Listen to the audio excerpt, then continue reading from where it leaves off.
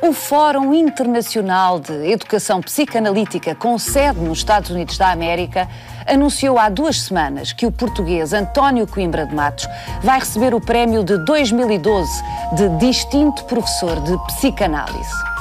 António Coimbra de Matos é psiquiatra, pedopsiquiatra e psicanalista há 60 anos.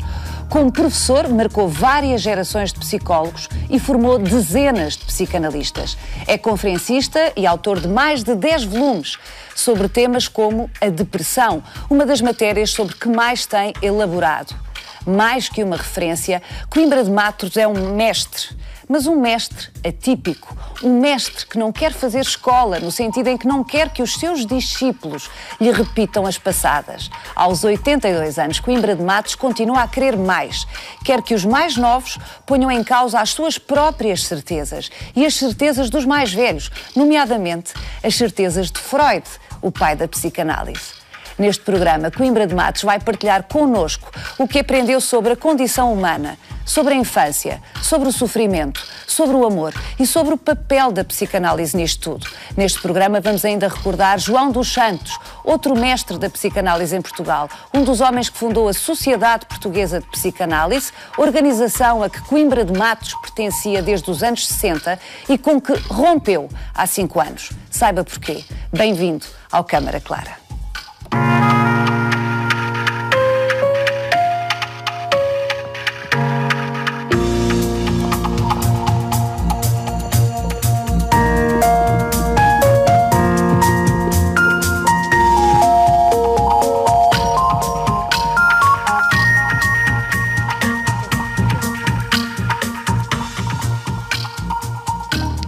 Muito boa noite. Senhor Professor António Coimbra de Matos, permite-me que o trate por António Coimbra de Matos? Muitos parabéns. Antes de mais, muitos parabéns pela distinção do Fórum Internacional para a Educação Psicanalítica. Ao que sei, o prémio vai ser entregue em novembro no Oregon, não é? Portland. Vai lá recebê-lo pessoalmente? É engraçado, isto ficou um pequeno mundo, não é?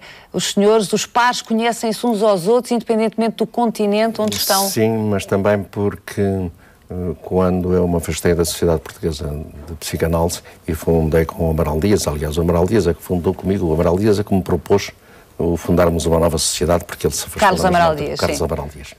E nós fundámos a nova sociedade, que é a Associação Portuguesa de Psicanálise e Psicoterapia Psicanalítica, e nessa altura procurámos inscrever-nos no movimento internacional. De maneira que, das coisas que havia, foi este Fórum Internacional para o Ensino da Psicanálise que nos pareceu a mais interessante e aquela com que se identificavam mais. Não nos identificávamos mais. De maneira que escrevemos para lá, eles pediram o nosso currículo, o currículo do Amaral Dias e o meu, e aceitaram que a nossa sociedade fizesse parte deste fórum, de maneira que nós já temos ido a algumas reuniões. Portanto, já se conheciam por essa via. Nós já vamos tentar perceber, e já lhe vou perguntar exatamente porque é que cindiu com a Sociedade Portuguesa de Psicanálise, a que pertencia, como eu dizia, desde os anos 60, e já vamos falar sobre isso, mas vamos começar a nossa conversa, se concordar, de outra maneira. O António Coimbra de Matos disse há 2 anos, numa entrevista à Ana Sormenho, no Expresso,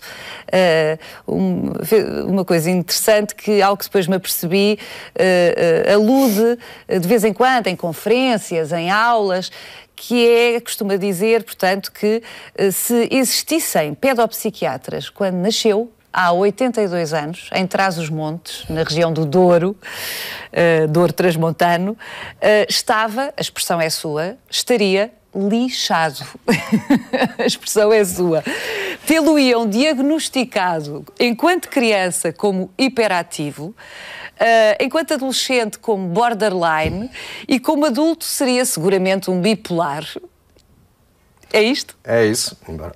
Talvez exagere um bocado, eu tivesse exagerado, mas na realidade na infância era uma criança um bocado irrequieta. Eu lembro-me, nós somos 4 irmãos. Éramos. A minha irmã já faleceu, hoje sou eu e mais 2 irmãos. Chegámos a ser 5, mas houve um que faleceu em pequeno, com 2 anos. Mas eu sou o mais velho. E a minha mãe dizia sempre que eu fui o mais difícil de criar. E dizia que, sabes, eu a partir dos 3 anos e tal eu nunca sabia de ti, porque tu nunca estavas em casa. Só aparecias quando tinhas fome. Quando tinha fome, aparecia em casa. É um bom critério, comparecer quando se tem fome. Também é preciso dizer que isto era uma aldeia de 500 habitantes, em que toda a gente se conhecia, que se andava à vontade fora de casa. Não é? Em todo caso, os meus irmãos eram mais caseiros, mais recatados, eu era um miúdo um pouco irrequieto. E não devem ter pegado fogo a umas imagens de santos, ao que sei. O António Coimbra de Matos, com 13 anos, rebelou-se. Isso já foi uma contestação de... a minha mãe era católica, religiosa mesmo, muito, quase beata. E eu, por volta dos 13 anos, 12, 13, 14, separei-me. Comecei a não concordar, etc. E houve umas férias de Páscoa, em que a minha mãe soube aborrecer-me, que tinha de ir à missa, não sei o quê, tinha de comungar, e zangou-se comigo, eu zanguei-me com ela, e ao outras tantas perdi um bocado a paciência, e havia uns quadros religiosos, eram dois, no meu quarto, e eu fui e queimei-os no quintal de casa, com molduras e tudo, não é? A minha mãe ficou furiosa com aquilo, achou que foi uma ofensa muito grande, na realidade foi, mas... Era uma criança terrível. Não me digo propriamente terrível, mas não me deixava dominar facilmente, não propriamente uma criança submissa. Também é preciso dizer que na região onde eu vivia era assim, os rapazes principalmente eram um bocado insubmissos, era gente aguerrida. Na minha aldeia, quando eu era criança, a média de assassinatos eram 2 por ano, geralmente na festa do São Leonardo. Portanto, cresceu num contexto duro. Aliás, a própria agricultura, uma agricultura dura. Hoje não, que está tudo mecanizado, mas naquela altura era quase tudo à mão. É interessante porque se tem sempre a ideia do psicanalista, a quinta essência do urbano, não é?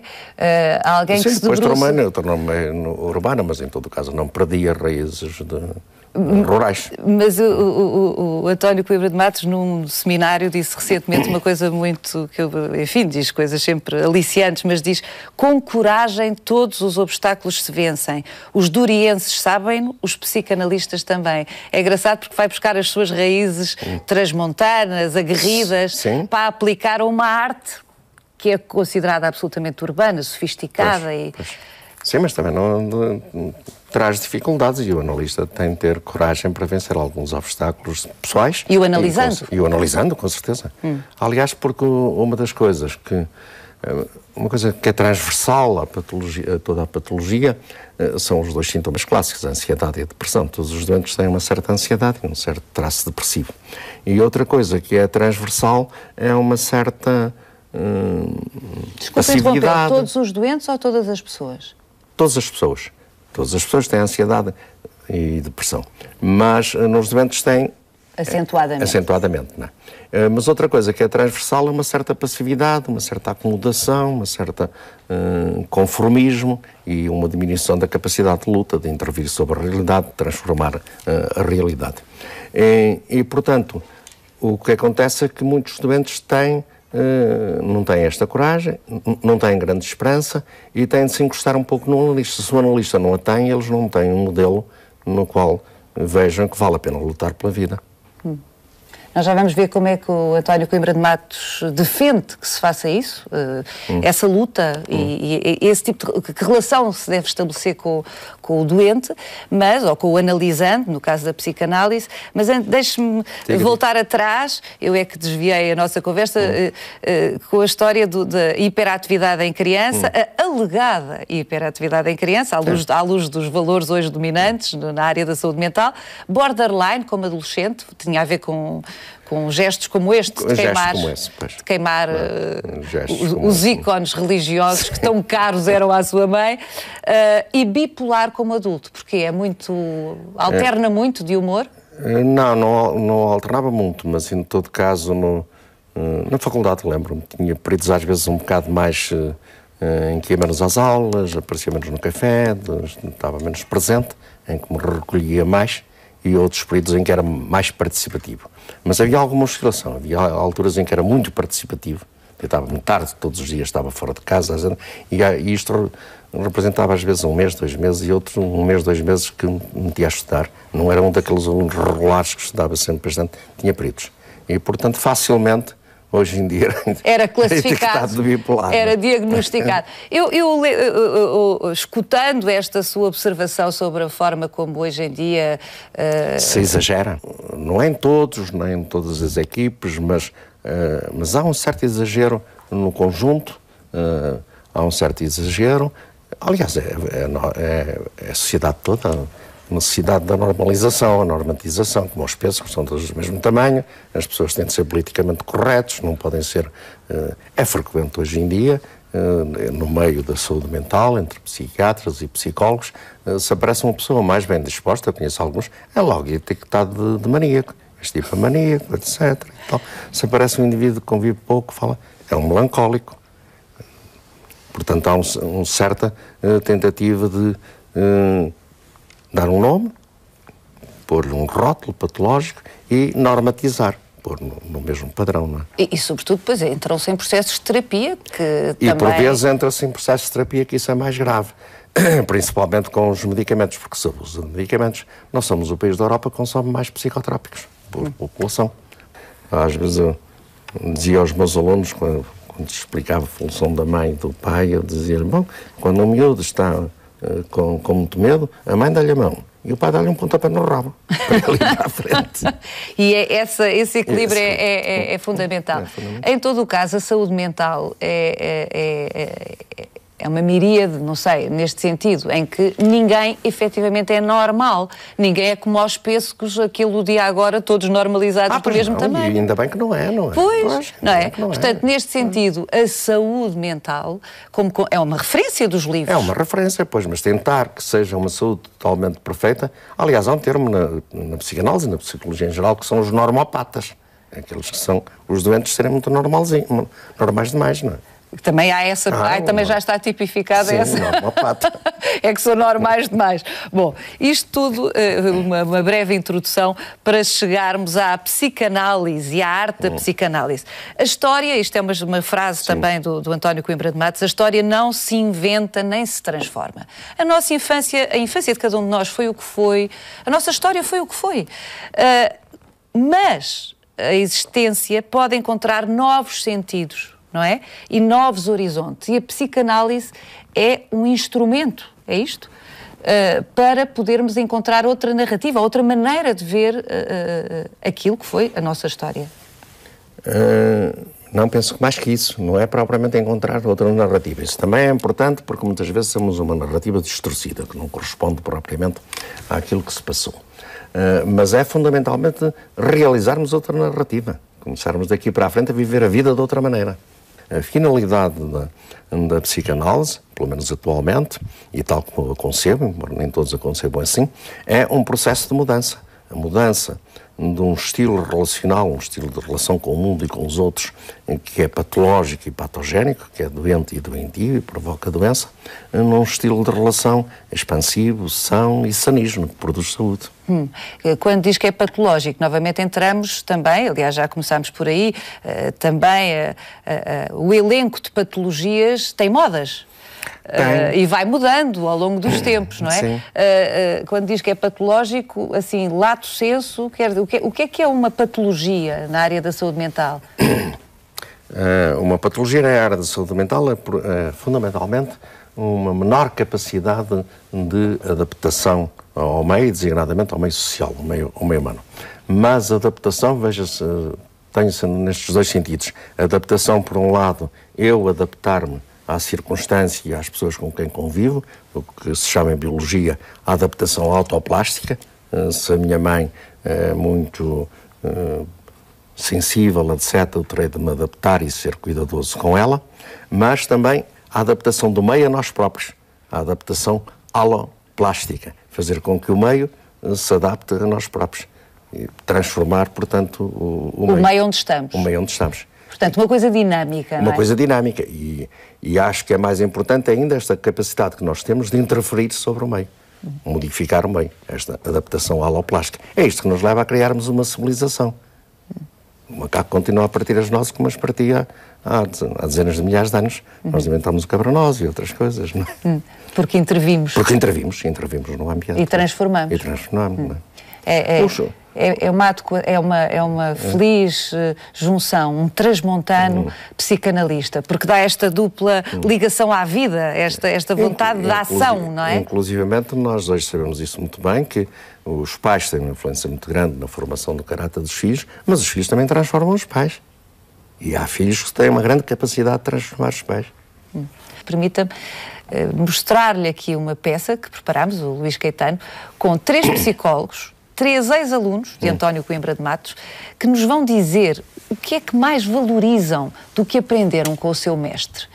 Maria João Saraiva dedicou a António Coimbra de Matos um livro, Até Mim, Vivência da Psicanálise. Ricardo Valadas Fernandes foi coautor de um documentário e de um livro sobre o homem que tanto o marcou, Percursos com António Coimbra de Matos. Paula Trigo da Rosa conta com Coimbra de Matos para a supervisão dos casos que tem entre mãos. É o homem que incentiva a mudança, incentiva o saber investigar, o querer saber, o querer poder ser diferente. Ele não incentiva, como é que eu ia dizer, a repetição de tudo aquilo que o mestre diz igual. Fica com orgulho de imaginar que alguém pode pegar nas coisas dele e ainda poderá chegar mais longe com as suas próprias e com as dele. Com rigor sempre, mas pensar pela sua própria cabeça, mesmo que isso implicasse, por vezes, ir contra as ideias do próprio Coimbra de Matos. Eu não sou, nem ele gostaria que alguém fosse, eu acho, uma seguidora, o que ele diz é sempre verdade. Não, aliás, porque ele não tem nada essa atitude, ele tem a atitude, ele põe hipóteses e depois manda pensar. Eu acho que ele é uma pessoa côncava, é uma pessoa que tem um espaço interior, tem um afeto, tem um tempo para os outros muito grande, para tudo o que o outro traz, para tudo o que o outro descobre. Aprendi com ele que mais importante que as teorias são as pessoas e que mais importante do que falar de teorias é olharmos para as pessoas que temos à nossa frente. As aulas eram diferentes, olha, muitas vezes começavam com uma pergunta, uma dúvida dele próprio, que ele próprio lançava, ou de um aluno, e a partir daí era como uma aventura, uma viagem, uma espécie de uma viagem, as aulas dele. Em que alunos e professor compartilhavam não só as teorias, mas a vida, as anedotas, muitas coisas. Uma capacidade de ouvir, de perceber o que se passa, qual é a sua dúvida, de que é que está à procura, muito claro, muito frontal. O que ele pode ser duro, mas não magoa, porque é muito afetivo. Levo muito aquilo que é o essencial, que é a pessoa saber estar com os outros, saber ser com os outros, saber partilhar, saber colaborar. Ele inaugurou um novo paradigma da psicanálise em Portugal. É um mestre que nos inspira e que permanece nas nossas vidas, como pessoas e como profissionais. O que é que eu tenho vontade de lhe agradecer? A autenticidade dele e a capacidade, ou a aprendizagem que fiz com ele, que foi uma das, que foi talvez ter menos medo de me rir de mim próprio. É importante perceber agora, estudar agora, encontrar um novo saber. E ele faz isso e incute isso nos alunos. Ele interessa-se imenso pelas neurociências, pela psicanálise da relação, pela psicanálise contemporânea. Ele é um homem de agora, atual. O Coimbra de Matos não tem no meu tempo, o tempo dele é agora. Aos 82 anos, o tempo de António Coimbra de Matos é agora. Foi aqui dito que o António Coimbra de Matos inaugurou um novo paradigma da psicanálise em Portugal. O que é que isto quer exatamente dizer?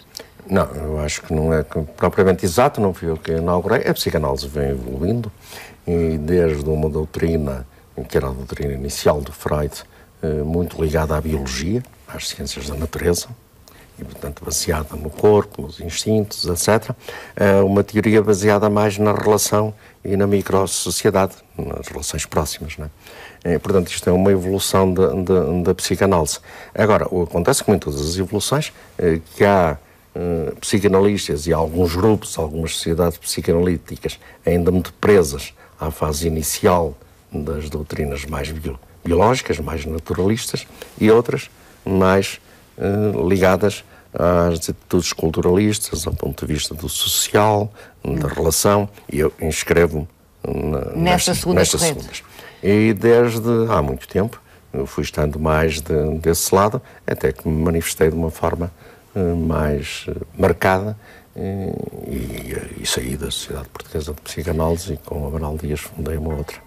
Precisamente porque a Sociedade Portuguesa de Psicanálise, segundo a leitura que aqui nos traz, se inscreve mais nessa corrente que descreveu primeiro, mais próxima das teorias freudianas. Sim, mais próxima das teorias freudianas, das teorias originais, porque o próprio Freud foi evoluindo durante a vida dele. Os continuadores foram mais papistas que o Papa, que houve muitos continuadores que ficaram bastante mais dogmáticos. Mas vamos concretizar para percebermos exatamente o que é que nos está a falar. Segundo já ouvi dizer, um dos erros de Freud terá sido ele ter concebido a psicanálise centrada no indivíduo e não na relação com os outros e com o mundo, não é? Isso é uma crítica antiga, isso é uma crítica feita a primeira vez nos anos 30 do século passado, em 32, salvo erro, por um psicanalista de origem húngara, mas que trabalhou uma parte do tempo, era um fugitivo ao nazismo, e foi em 33 ou 34 para Londres, e fixou-se em Londres e trabalhou em Londres, o Michael Balint. E o Michael Balint tem um trabalho dos anos 32, salvo anos 30, princípios dos anos 30, que se chama Amor Primário e Técnica Psicanalítica, em que ele diz que Freud fez uma psicologia fundada numa pessoa só. One body psychology, de um corpo só. E isso não existe. O que existe é uma psicologia de duas pessoas ou mais. Portanto, nós somos através do outro. Nós somos através do outro. Ora, isso mesmo. O modelo de que o Freud se serviu era muito o modelo da época, que era o modelo das doenças hereditárias. E, portanto, nós tínhamos uns instintos mais perversos ou menos perversos, mais fortes ou menos fortes, mais amorosos ou mais agressivos, e isso depois ia provocar... Condicionar o nosso desenvolvimento, que era um modelo que existia, que era muito ligado à herança. Ora, hoje em dia, já há muito tempo, nós temos um outro modelo. É o meio que faz os indivíduos. Os indivíduos não nascem doentes, o meio é que os transforma em doentes. Ou pelo menos é a interação entre esses fatores todos, não é? O fator hereditário, sim, o meio, o que é que nós fazemos com a nossa herança? É a interação entre o meio e a nossa herança. Simplesmente as coisas mentais são coisas produzidas na relação. A mente é um produto da relação, a mente não vem lá da estratosfera, nem aposta cá por Deus, é um produto da relação, propriedade emergente. E portanto, sei lá, como por exemplo na linguagem, nós nascemos com capacidades no sistema nervoso central para compreender um código linguístico, mas não nascemos com um gene para falar português ou para falar chinês.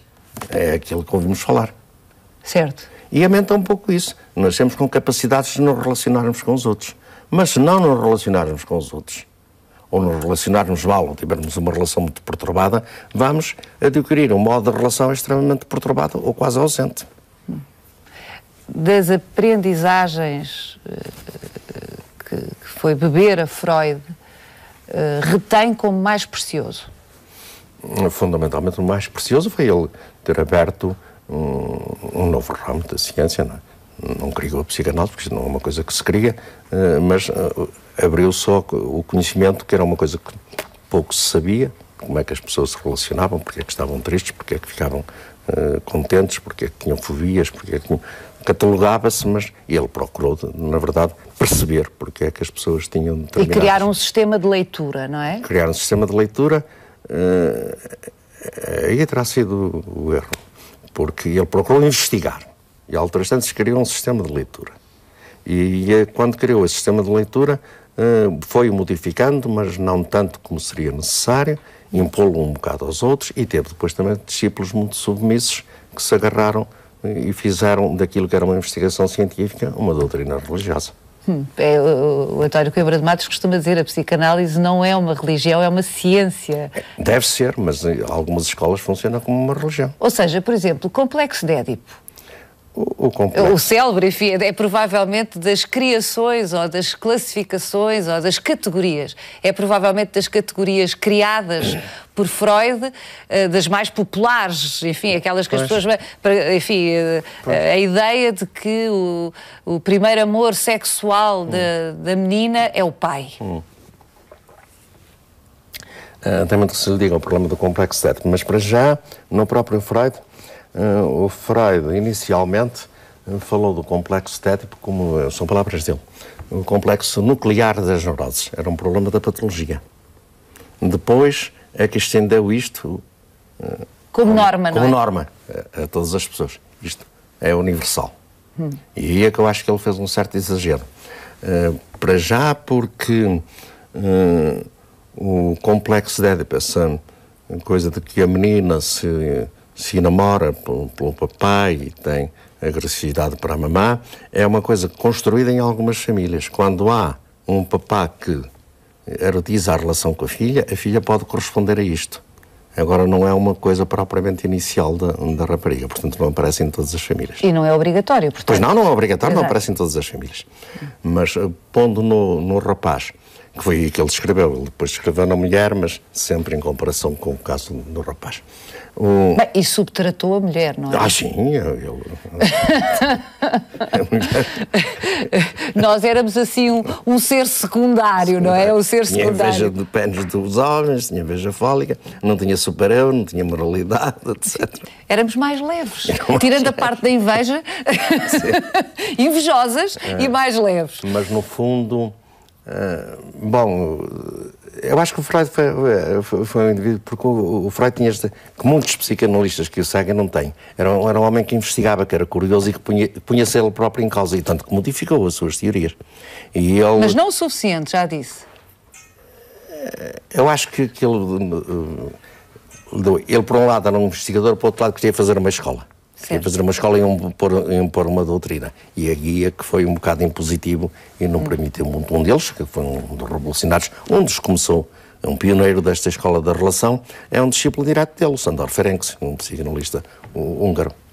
Que foi esse que se rebelou um bocado, mas o Freud cascou-lhe em cima, porque gostava era de um essa bocado... ambivalência, não é? Tinha uma certa dificuldade em aceitar que o pudessem contestar, porque ele tinha uma preocupação muito grande de que a psicanálise se impusesse e tinha muito receio que fosse desfeita por os que... Pelas dúvidas. Pelas dúvidas. Pelas dúvidas. Portanto, deu pouco espaço às dúvidas, não é? Não deu muito espaço às dúvidas. Mas ele dizia, por exemplo, isso das mulheres, eu não sei se ele cascava muito... Ele o que dizia é que, isto é dele, que quando ele fala em 1932, nas novas conferências, em que a sexualidade feminina é o continente negro, e ele dizia, é aquilo que eu ainda não percebi bem. Isso é um momento de modéstia, vá lá. Não cheguei lá. Dos homens ainda percebi mais ou menos, das mulheres não percebi muito bem. Então, de toda essa...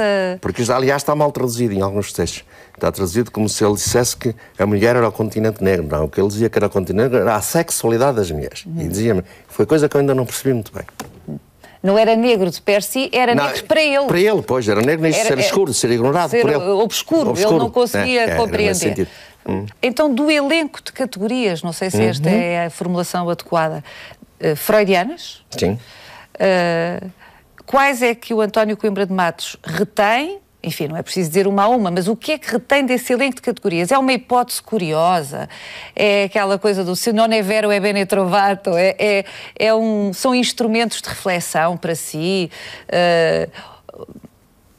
São uma ficção? Não. Não, eu acho que o Freud se destacou por ser um investigador, que muitos dos seguidores deles não foram. Muitos seguidores que não foram investigadores e limitaram-se a ler e copiar e divulgar aquilo que o Freud escreveu.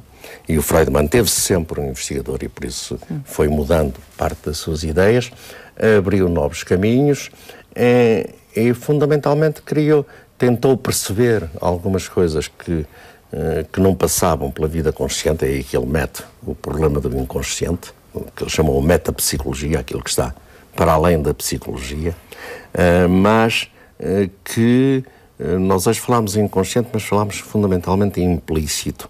O que nós sabemos é que quando eu estou aqui a falar com o Paulo, fazer outra coisa qualquer, tomo consciência de muitas coisas, muitas outras processamentos mentais que eu vou tendo que não tomo consciência totalmente. Posso tomar mais tarde ou posso nunca tomar, mas há sempre um processamento que é mais evidente, mais explícito, e outro que fica mais implícito. E ele levantou esse problema de estarmos atentos a isto que se passa no implícito, ou o que ele chamou o inconsciente. Isso é uma descoberta importante. Outra também foi mostrar que os instintos existem e é preciso respeitá-los, embora nós não sejamos apenas animais. Apenas animais. Mas não podemos esquecer essa parte também animal. somos. Também somos, não é? Há outras práticas, vou chamar-lhes assim, a que muitos dos seguidores mais estritos de Freud se dão, como por exemplo aquela velha cena, aliás é uma espécie de estereótipo, mas que eu penso que tem raízes na realidade, que é o psicanalista eternamente silencioso nas costas do doente, e o doente a debitar, e o psicanalista silencioso, no fundo, uma testemunha silenciosa, e o António Coimbra de Matos não pratica exatamente isto. Não, e o próprio Freud não praticava. Mas isto que eu estou a dizer não corresponde à realidade? Corresponde, mas a técnica clássica que os psicanalistas começaram a seguir não foi propriamente aquela que o Freud ensinou, embora também não é totalmente verdade, porque o Freud falava muito nas sessões, mas aconselhava que se devia falar pouco. Ele dizia que se fizesse uma coisa que ele não fazia, é? Que ele não fazia, ele era um homem que participava muito, ele falava muito, vê-se nos relatos de alguns casos, e vê-se mais ainda porque há, por exemplo, que é bastante evidente para isso, que é o chamado Homem dos Ratos, que é a história, é um caso de um homem com uma neurose obsessiva. E lê-se o relato feito pelo Freud, escrito pelo Freud, e fica-se com a ideia que ele falava muito pouco com o doente. Mas apareceram, mais tarde, os próprios rascunhos do Freud, as notas das sessões que ele fazia todos os dias. Ele, no fim da sessão, registava sempre, ele fazia um intervalo de meia hora para escrever a sessão de cada um dos doentes. E apareceram-se, e aí verifica-se que o Freud falava imenso. Portanto, ele próprio tinha a ideia de fazer um método mais rígido, menos do observador neutro, que participa pouco, que não intervém no doente, e portanto era isso que ensinava, mas não era bem isso que ele fazia. Aqui vê-se muito bem. Outro caso que se vê muito curioso neste caso do Homem dos Ratos é que ele, precisamente para a história do complexo de Édipo, quer atribuir toda a história do paciente ao conflito que o paciente tinha com o pai. E na história que o Freud escreveu, o que aparece, o paciente está sempre a falar do pai e quase nunca da mãe. E nos rascunhos do Freud é o contrário, o paciente só fala na mãe. E o grande conflito é com a mãe. Como aquilo não estava lá bem. Não encaixava na teoria. Na teoria dele, ele quando escreveu para o público, provavelmente até sem se aperceber. Ora bem, aqui damos então o salto, com essa observação e com essa história que nos conta, damos o salto para uma reincidente observação que fazem sobre o António Coimbra de Matos, e que acabámos de ouvir aqui nesta série de depoimentos, que é alguém para quem as pessoas são muito mais importantes que as teorias. Sim, com certeza. As pessoas e a realidade, mas isso não digo nada isso é o que qualquer investigador diz. As teorias não servem para nada, a gente vê a realidade. Quando estamos a observar qualquer coisa, esquecemos as teorias todas, senão não descobrimos nada também. Não é? Portanto, não avança para os seus doentes, salvo seja, ou para os seus analisantes, com uma bateria de conhecimento. Não. Aprendo com eles. Portanto, está sempre... Bem, no grau zero não existe. No grau zero não existe, mas está livre. Não é? Mas, ou seja, não é neutro. Não. Aliás, nós... não avança com teorias, mas também não é neutro, sob o ponto de vista afetivo. Sob o ponto de vista afetivo, não sei o que eu queria dizer. Isso foi, lembro-me que foi um congresso em 2000 ou 2001. Foi um congresso internacional sobre a obra de um analista célebre de Edimburgo, Fairbairn, que era um congresso internacional, mas tinha mais americanos que europeus. E eu apresentei uma conferência sobre a depressão, e que os europeus quase que não me disseram nada, ou estiveram em desacordo, e os americanos aceitaram bastante. E eu terminei essa conferência, e lembro-me que estava um americano na mesa que me felicitou por isso, dizendo o seguinte: eu não consigo tratar as pessoas de que não gosto e em quem não aposto. E é o seu caso? É o meu caso. Portanto, eu acho que, escolhe os analisandos? Em princípio escolho, embora eu ache que Acho que o analista deve escolher. Agora, o que eu acho é que com a experiência que se vai tendo, tem-se uma maior capacidade de tratar de pessoas diferentes. Não é? Um pouco como os atores de teatro. No início da carreira só conseguem desempenhar um certo número de papéis à medida que vão crescendo, desempenham os mais variados papéis. E, portanto, um analista com mais experiência é mais capaz de tratar uma panóplia grande de doentes. Com menos experiência, tem algumas dificuldades com o paciente e, portanto, deve perceber isso. Não deixa de ser curiosa a analogia que faz com o ator de teatro. Então, esse afeto é genuíno ou está a representar o papel necessário para aquele analisante? Não, acho que tem de ser genuíno. Se representa um papel, não se cura ninguém, não é? Não, isso, o afeto tem de ser autêntico, genuíno, verdadeiramente verdadeiro. O Freud escreveu sobre isso? Ou fez alguma observação conhecida sobre isso? Sobre a necessidade, no fundo, de amar? Fez várias. Há uma que eu citei... Eu estou a falar num processo de análise, não estou a falar na vida. Dentro de um... Sim. De um gabinete de análise. Dentro do gabinete de análise, não sei se ele fez, mas há uma carta dele ao Binswanger, salvo erro, em que ele diz que, no fundo, o que cura o doente é o amor do analista. Há uma outra frase dele que já vem não sei onde, que eu citei há pouco tempo em Coimbra, numa conferência que fiz em Coimbra há 2 semanas, que qualquer coisa, o afeto é o motor da vida, não sei que coisa assim. Portanto, no fundo, ele acreditava nisso. Reconhecia isso. A posição do Freud era mais esta, ele tinha, porque também precisamos ver que isto, ele começou na hipnose, na hipnoterapia, na sugestão, que era o que estava na moda. E ele achava que o psicoterapeuta não devia influenciar os pacientes e, portanto, devia tomar a posição mais neutra possível. Portanto, qualquer afeto do psicoterapeuta poderia ser influenciar o paciente. E isso não era uma posição cientificamente certa. O cientista não deve interferir nos fenómenos que observa. Então eu pergunto-lhe, quando ama os seus doentes, quando desenvolve essa relação afetiva com os seus analisandos, vamos chamar-lhes antes assim, isso não provoca interferência nas decisões eventuais deles, na maneira como eles se olham? Não, porque o afeto, o analista, ou o amor, se lhe quiser chamar, é fundamentalmente parecido com o amor dos pais. O que o analista vê naquele paciente, e o seu desejo é que o paciente cresça melhor e seja mais eficiente do que aquilo que é. E, portanto, está focado nisso. E outra coisa que... Ou seja, o objetivo é benigno nesse sentido e, portanto, não é no sentido da interferência, da ingerência, é no sentido de ajudar, não é? De ajudar, mas visto de outra maneira, por exemplo, na análise clássica mais antiga, os analistas ficavam muito contentes quando o analisante se identificava com o analista. Começava a usar um fato da mesma cor, ou comprava um automóvel da mesma marca, ou usava uns bigodes como o analista, ou cortava, porque achava que isso era importante. Hoje nós pensamos perfeitamente o contrário. O que é preciso não é que o analisante desenvolva a sua própria identidade, a sua identidade de fundo, autêntica. E o que é que me diz de analisandos que prolongam terapias por 10 anos, 15 anos? É um absurdo. É um absurdo, mas a maior parte das vezes a culpa é do analista. Há análises longas, difíceis. Em todo caso, a análise mais longa que eu fiz foi 14 anos. Então? Mas a maior parte delas são mais curtas um bocado. Mas há análises muito difíceis. Há análises muito difíceis e nós hoje sabemos, porque é uma coisa também muito criticada. A análise clássica obriga bastantes sessões por semana, um mínimo de 3. Nós hoje, nas análises atuais, fazemos 2 e às vezes 1. O problema não é da frequência. A frequência varia um bocado de caso a caso e mesmo no mesmo caso pode variar.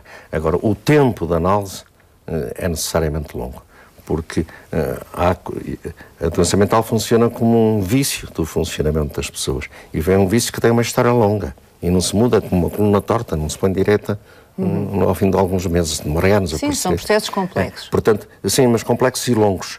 Portanto, as análises duram necessariamente anos. Agora, mas há análises que duram tempo demais porque, de facto, se faz pouco em cada sessão. As pessoas estão numa posição muito passiva, o tal analista silencioso, que diz pouca coisa, o doente também vai repetindo-se a mesma história e não há, de facto, a ativação. Acha que muitas vezes são os analistas que não instam, não põem mais pressão nas sessões para Sim, eu aí tenho uma teoria que Que a culpa é sempre do animal alfa, daquele que está numa posição superior. Por exemplo, eu acho que não há maus alunos, há maus professores. Não há doentes difíceis, há analistas incompetentes. Quando a coisa corre bem, normalmente, mais ou menos, às vezes é o analista que se apercebe primeiro, outras vezes o analisando, mas geralmente é quase contemporâneo. Não lhe parece que... Já chega? Já chega. Porque o que é que acontece de fundamental numa análise? É que o indivíduo não tem muito conhecimento de porque é que as coisas lhe acontecem, vai tendo uma maior capacidade de se autoanalisar, de se autocompreender, o que eu chamo a função analisante, que não é mais que a função reflexiva de que já falava Aristóteles. Portanto, se compreender. E em determinada altura, começas a perceber que o paciente já faz aquilo que o analista faz com ele. E, portanto, não precisa do analista. É como quando se aprende a condução, e a alturas tantas se conduz quase tão bem como um instrutor. Não precisamos continuar a ter instrutor. Porque a análise, quer dizer, acaba quando a pessoa tem esse processo autoanalítico suficientemente constituído, porque depois vão aparecer mais problemas na vida, que o indivíduo é capaz de resolver sozinho. Aplicando o mesmo processo de autoanálise. Tem mais instrumentos. A autoanálise, isso também não é só autoanálise, a autoanálise e a análise dos outros. Uma análise só acaba quando o indivíduo compreende bem os outros também. Isso é outra coisa importante, que a análise clássica insiste muito nesse autoconhecimento, mas a capacidade de conhecer o outro é tanto ou mais importante que isso. Eu só sou um homem que intervenho na sociedade e vive e resolve os meus problemas e ajuda a resolver os problemas sociais quando sou capaz de compreender os outros, de perceber os outros. Aliás, atualmente há um termo dos americanos, a teoria da mente, ou a teoria do espírito, que é a capacidade de reconhecer como é que o outro pensa e como é que nós pensamos e o outro pensa. E o que se considera mais importante é perceber como é que o outro pensa. Porque essa é que é a maior dificuldade. Saber como eu penso, ainda sou capaz de chegar lá. Agora, se perceber como é que a minha mulher, ou o meu aluno, ou o meu professor pensa, é que é mais difícil. O médico e psicanalista João dos Santos foi, com Pedro Luz e Francisco Alvim, o fundador da Sociedade Portuguesa de Psicanálise. Mais do que isso, João dos Santos revolucionou os caminhos da psiquiatria infantil e da psicopedagogia em Portugal. É a ele que os mestres da psicanálise e da pedopsiquiatria portuguesas contemporâneas chamam mestre. António Coimbra de Matos, por exemplo, definiu-o como um mestre da relação. Teresa Ferreira como mestre da arte de comunicar. Ele é João dos Santos, psiquiatra que antes de se licenciar em medicina tirou o curso da Escola Superior de Educação Física. Nascido em Lisboa em setembro de 1913, no seio de uma família de alfaiates e costureiras, de republicanos e antifascistas, seguiu sempre politicamente os ideais comunistas, mas foi no campo da psicanálise e da psiquiatria infantil que fez a sua revolução. Eu acho que foi uma verdadeira revolução mesmo, que começou com todo o trajeto de vida dele, porque primeiro fez algo que nunca tinha sido feito em Portugal, que foi separar as crianças dos adultos em termos do atendimento e do tratamento em saúde mental. Depois foi já nos anos 60 criar espaços específicos, os centros de saúde mental, para que essas crianças pudessem ter de facto um olhar muito próprio, muito particular, juntamente com as suas famílias. E depois foi também olhar as crianças numa visão psicodinâmica, ou seja, olhar as crianças para além dos sintomas, para além do que são as queixas, compreendê-las no todo e compreendê-las no todo em ligação com tudo o que está à sua volta. Em suma, João dos Santos foi um pioneiro. Fundou, com outros, a Sociedade Portuguesa de Psicanálise, quase 30 anos depois de ter sido demitido do cargo de assistente do Hospital Júlio de Matos, após ter participado numa reunião do MUD. Nessa década de 40 do século passado, partiu para Paris, onde trabalhou no Centro de Pesquisas Científicas de França. Ao Júlio de Matos regressou em 1955, como responsável pela secção infantil. Foram estes os tempos em que criou e ajudou a fundar os 2 primeiros centros psicopedagógicos portugueses e o Centro Helen Keller, entre muitas outras instituições, como o Centro de Saúde Mental Infantil de Lisboa, do qual foi diretor. De tudo isto e da sua visão humanista é feito o legado de João dos Santos, e foi tudo isto que fez dele muito mais do que um médico. Muito mais do que uma visão médica, fechada, hermética, digamos assim, falou sobre todos estes temas de uma visão muito abrangente e extremamente humanista. Falava e destacava muito a importância da compreensão pelo afeto e da compreensão pela relação com a criança. E isso ele fez sempre em todo o seu trabalho. sobretudo na Casa da Praia, fundada em 1975 como um novo serviço do Centro de Saúde Mental Infantil e Juvenil de Lisboa. Foi extinta em 1992, ano em que voltou a abrir como Centro Dr. João dos Santos Casa da Praia. Hoje tem o estatuto de instituição particular de solidariedade social. Era algo em que ele pretendeu juntar, de uma maneira única e na altura pioneira em Portugal, duas grandes questões das quais nós não podemos de facto separar, que é a educação e a saúde mental. Na Casa da Praia nós continuamos hoje em dia a funcionar com o modelo de João dos Santos e continuamos, portanto, a dar apoio a crianças com dificuldades escolares, mas sobre as quais aquilo que é essencialmente importante não são tantas dificuldades cognitivas, intelectuais, etc., mas são sobretudo as suas dificuldades do ponto de vista emocional. E, portanto, trabalhamos em paralelo a criança nas suas dificuldades escolares, mas na sua profunda ligação ao seu mundo interior. Eis alguns dos ensinamentos de João dos Santos. Muitos deles estão também disponíveis nos volumes que reúnem a sua obra escrita. Neles revela-se o homem e o psicanalista e relembram-se as razões pelas quais não devem ser deixados cair no esquecimento os princípios que regeram este mestre. Na área da psiquiatria e da psicologia, assistimos ao primado das posições inversas, digamos assim, de João dos Santos. Temos, por exemplo, um número enorme de crianças sobremedicadas, a fazer psicofármacos desde idades pequenas. Temos crianças que são cada vez mais tratadas nos seus sinais e nos seus sintomas e não tanto naquilo que elas são como crianças. O João dos Santos contava uma história de uma criança que se lhe apresentou como sendo uma epilepsia de pequeno mal. Ele disse, bom, mas agora quero até conhecer como criança mesmo. E eu há uns tempos também falava com uma criança que disse que era um bocadinho Asperger, 30% Asperger. Eu disse que se calhar tínhamos que conhecer os outros 70%. Então esta obra de João dos Santos, acho que se for bem divulgada, relembra algo que é muito mais profundo e se calhar muito mais complexo na compreensão dos mais novos. Ou como diria João dos Santos, através da criança que em mim persiste, vejo o mundo todo e a infância dos outros. Como nos disse aqui Inês Fonseca Santos, João dos Santos criou, entre muitas outras estruturas de referência, o Centro de Saúde Mental, Infantil e Juvenil de Lisboa. Quando João dos Santos se reformou, foi António Coimbra de Matos quem o substituiu. Trabalharam juntos, portanto. Uhum. E há muitos pontos de contacto entre aquilo que estivemos aqui a ouvir, ouvi-lo dizer, António Coimbra de Matos, e aquilo que aqui foi dito sobre João dos Santos. A questão do afeto, a questão das relações. Sim, trabalhamos muito em conjunto. No Evangelho de João, segundo São João, a frase é: primeiro foi o verbo. Mas o António Coimbra de Matos diz: não, primeiro foi o amor. A relação, é?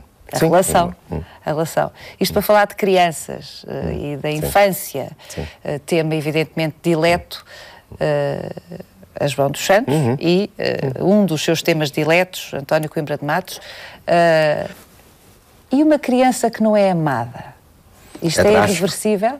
É trágico? É trágico. Não é irreversível. Mas eu pergunto ao terapeuta, é irreversível? É difícil de reverter, mas é possível de reverter. Mas eu posso citar um grande psicanalista inglês, um Winnicott, o Donald Winnicott, que um dia recebeu uma criança com uma psicose. E a criança morava longe de Londres, e num sítio onde não havia psicanalistas nem psicoterapeutas, e ele indicou que houvesse uma educadora que trabalhasse muito próximo, todos os dias, se possível, com este miúdo. E escreveu num artigo que escreveu, dizendo, porque uma criança psicótica pode-se curar se fizer uma psicanálise, mas pode-se curar também se tiver alguém que goste muito dela. De maneira que o encontrar um objeto que se dedique suficientemente é extremamente importante. Agora, o que é muitas vezes esta dedicação necessária para uma criança psicótica, que é muito grande, se não se tiver uma técnica que dê alguma estrutura, pode ser prejudicial, porque pode ser um amor abafante, um amor demasiado redutor, etc. Pode ser prejudicial. Acho ofensivo se eu disser que a psicanálise é uma espécie de técnica de controlo dos estragos da vida. É uma expressão, eu estou a fazer uma tradução direta do damage control da vida. Sim. Porque, de facto, nessa acessão que acabou de dizer, se nós todos formos amados e bem amados, os senhores não eram necessários. Sim, com certeza. Com certeza. Com certeza, embora convenha distinguir aí, discriminar um pouco mais e não encerrar tudo no amor. Nós temos algumas necessidades fundamentais. Uma, de facto, é ser amado, mas é preciso também ser reconhecido, ser suficientemente e bem avaliado pelo outro, que o outro tenha uma função de espelho, de reconhecimento, e também uma função está nesta de reconhecimento, uma função de dar o suficiente, de legitimar, dar valor à pessoa. Que é já um desenvolvimento do reconhecimento, não é? Ir mais longe do que reconhecer. Valorizar o outro, valorizar não é? O outro, Portanto, não basta sermos amados, é preciso mais coisas para nos sentirmos... E tem de ser, por outro lado, também tem de ser um amor incondicional, quer dizer, incondicional no sentido de que não obedece a condições, que não é dado no sentido para ser retribuído. É dado porque se gosta mesmo daquela pessoa e não propriamente para ser retribuído. Ou seja, António Coimbra de Matos, o que é tremendo nisto tudo é que nada disso se encomenda, não é?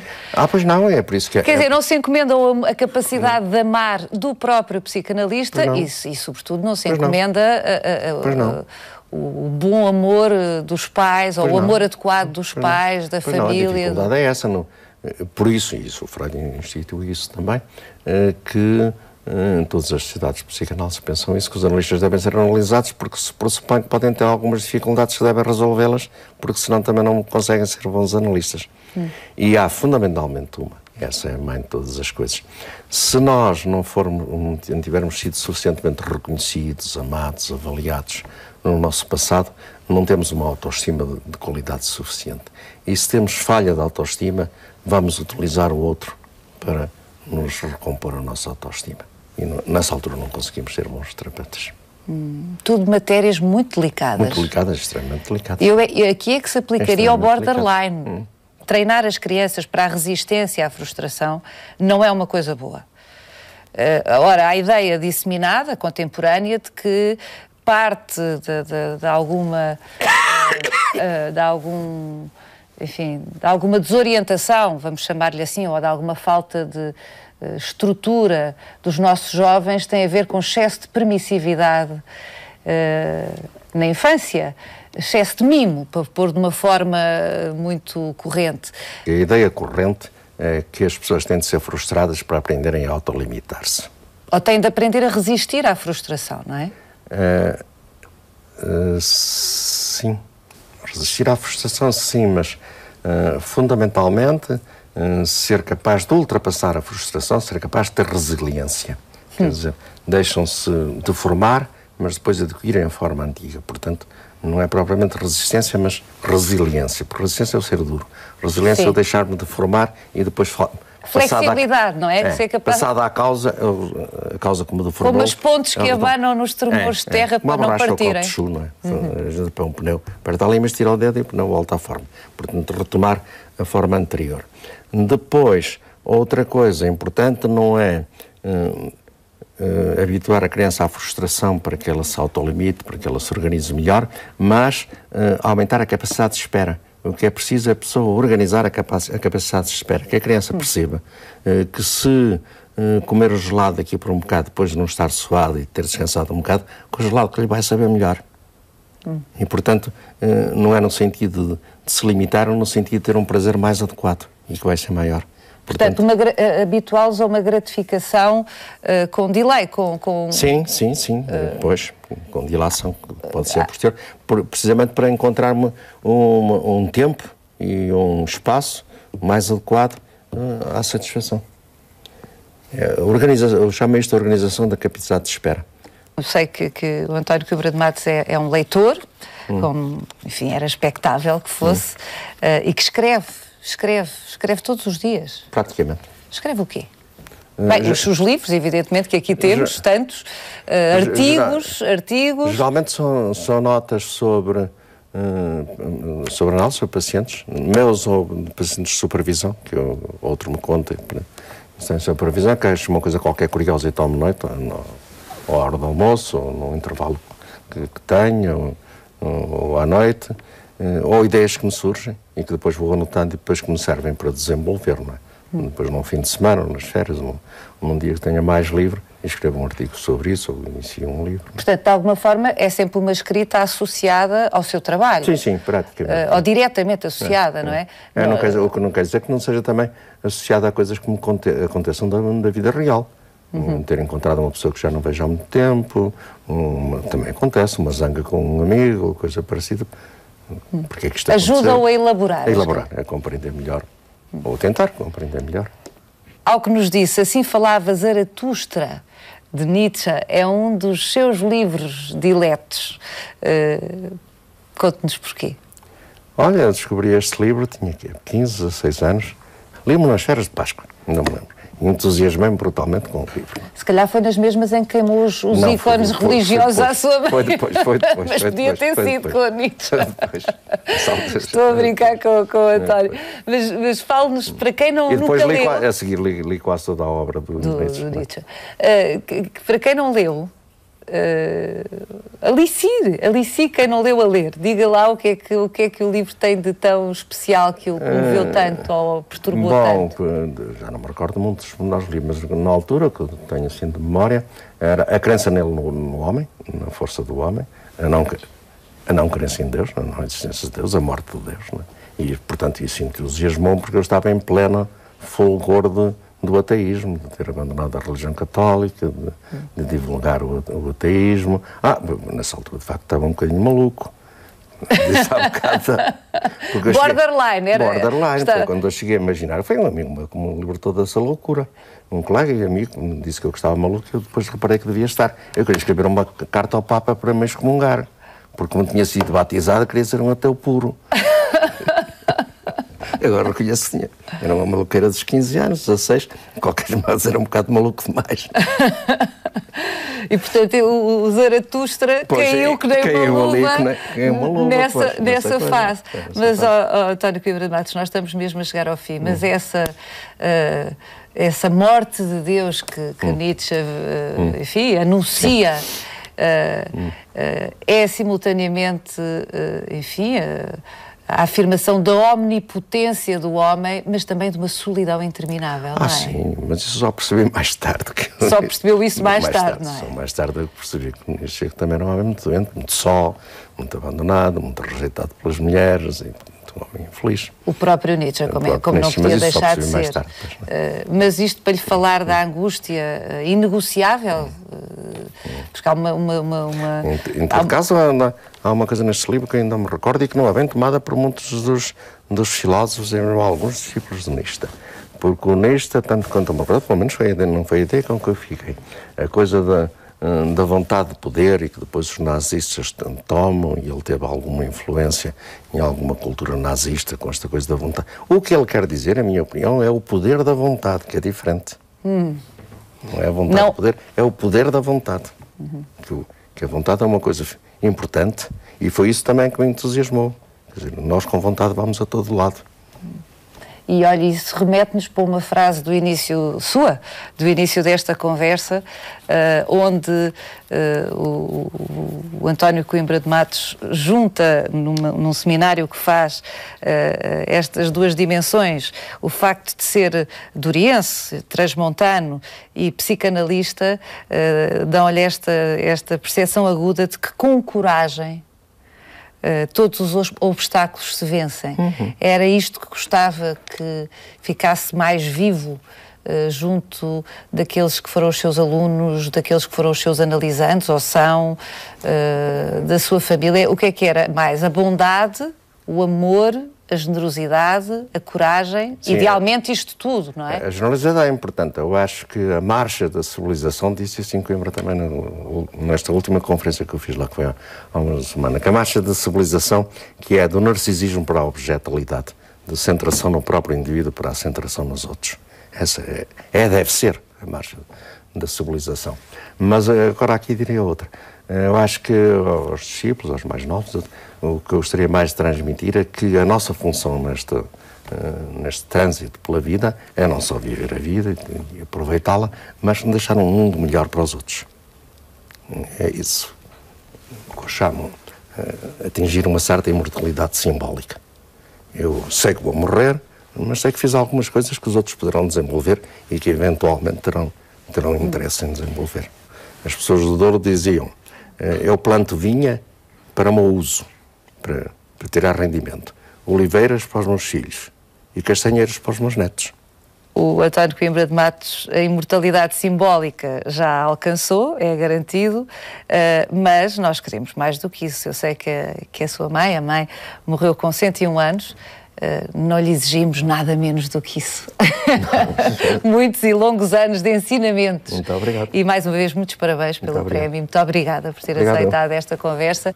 Mesmo a terminar, recordo de que no sítio do Câmara Clara pode rever este e outros programas no dia e à hora que mais lhe convierem. No mesmo sítio encontra mais sugestões de livros, discos, filmes, espetáculos, concertos, exposições, conferências.